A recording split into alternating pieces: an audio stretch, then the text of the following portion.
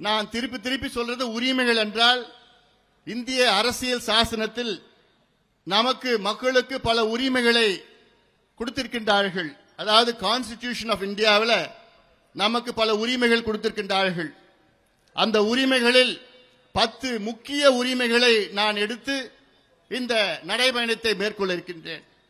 அதில் முதல் உரிமை சமூக நீதிக்கான உரிமை, ரைட் டு சோஷியல் ஜஸ்டிஸ். அடுத்தது வன்முறையில்லா வாழ்வுக்கான மகளிர் உரிமை, women's right to live free from violence. மூன்றாவது வேலைக்கான உரிமை, ரைட் டு எம்ப்ளாய்மெண்ட். அடுத்தது விவசாயம் மற்றும் உணவுக்கான உரிமை, right to farming and right to food. அடுத்தது வளர்ச்சிக்கான உரிமை, ரைட் டு டெவலப்மெண்ட். ஆறாவது அடிப்படை சேவைக்கான உரிமை, ரைட் டு பப்ளிக் சர்வீசஸ்.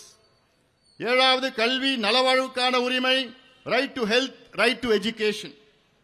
எட்டாவது மது போதை பொருட்களால் பாதிக்கப்படாமல் இருக்கும் உரிமை, right to free from alcohol and drug harm, right to be free from alcohol and drug harm.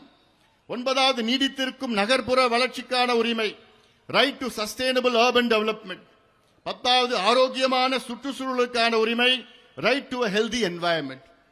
இந்த 10 உரிமைகள் இந்திய அரசியல் சாசனத்தில் நமக்கு கொடுக்கப்பட்டிருக்கின்றது. இதை நமக்கு அரசு கொடுக்க வேண்டும்.